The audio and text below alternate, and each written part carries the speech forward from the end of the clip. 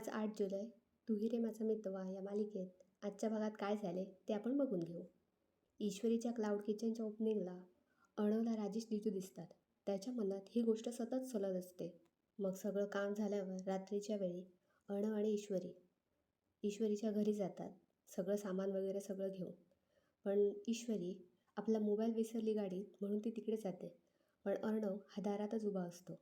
तेवढ्यात ईश्वरीची आई आणि ईश्वरीची आत्या ईश्वरीच्या लग्नाबद्दल बोलत असतात. ईश्वरीची आत्या म्हणते की दादा इकडे असता तर बरं झालं असतं. आपण ईशूच्या लग्नाविषयी दादाशी बोललो असतो. राकेश हा खूप चांगला मुलगा आहे. हे सगळं अर्णव ऐकतो. ते ऐकून त्याला धक्काच बसतो. तेवढ्यात ईश्वरी तिथे येते. ईश्वरीचा आवाज ऐकून ईश्वरीची आई दरवाजापाशी येते. ती म्हणते, अगं ईशू, सगळं सामान अर्णवकडे कशाला दिलंस? ईश्वरीची आई अर्णवला आत बोलवते चहा प्यायला. अर्णव चहाला नाही म्हणतो. हे ऐकून ईश्वरीची आई आणि ईश्वरी दोघी अगदी चक्क होतात. ईश्वरी म्हणते, सर हो कित्येकदा बहाण्याने तुम्ही आईच्या हातचा चहा प्यायला आमच्या घरी आलात. पण अर्णव आपल्याला उशीर होतो असं सांगून तिकडून निघून गेला. ईश्वरीची आई म्हणते, ईशू पुन्हा अर्णवशी भांडलीस का? ईश्वरी म्हणते, नाही आई, आपण नाही भांडली.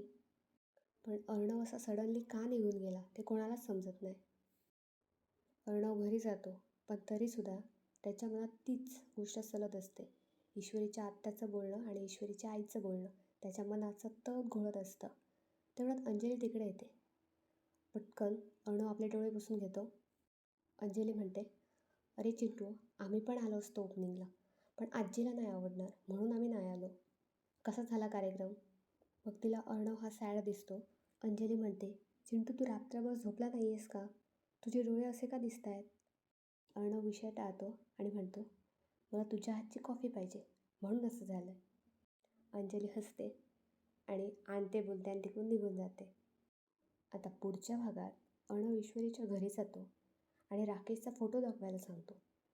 तर ईश्वरी काहीतरी कामात बिझी असते आणि तिचे हात खराब असतात.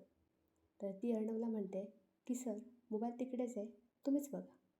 तर अर्णव ईश्वरीचा मोबाईल घेतो आणि फोटो बघतो. अर्णव फोटो बघून शॉक होतो. तर तो नक्की कोणाचा फोटो बघतो ते आपण पुढच्या भागात बघू.